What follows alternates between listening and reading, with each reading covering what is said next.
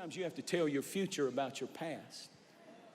Sometimes the greatest weapon that God has given you is when you reach back and take breadcrumbs of a previous miracle that you have just come through and say to God and say to the storm, Jesus Christ is the same yesterday, today, and forever.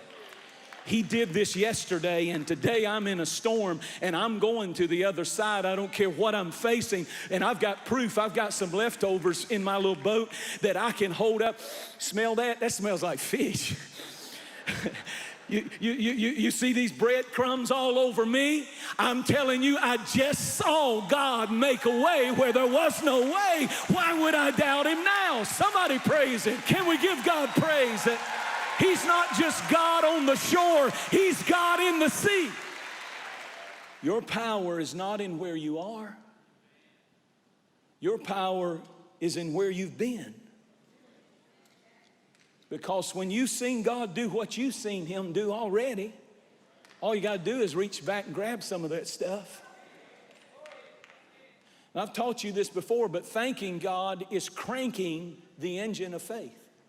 When you start thanking God for what he's already done, you start cranking the engine of faith that he'll do it again.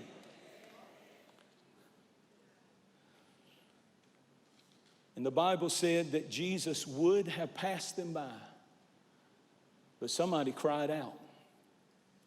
And the only reason that he gave them the leftovers was to remind them where he had brought them from. I'm saying to you today that the present danger, trial, test, or storm that you're facing is there, and we serve a God who doesn't let you go through storms to be tested. Any test that I ever took in school was after the lesson had been taught. You already know what you're supposed to do. You've already been taught weeping may endure for the night, but joy comes in the morning. You already know to put on the garment of praise for the spirit of it. You already know lift up your head and be ye lifted up. Lift up your head unto the hills from which comes your help. Your help is the Lord. You already know to hold on and keep rowing and don't give up and don't you quit and don't you throw in the towel. You already know. The one season out of 28 that's missing in Ecclesiastes 3, there's 28 seasons. The one that's missing that you'll never find, it'll never say, and there is a time to quit. There's never a time to quit. Never, never do we quit praising.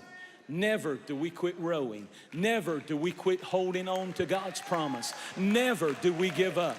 You reach back and grab you some breadcrumbs from the previous miracle. How many of you have got some?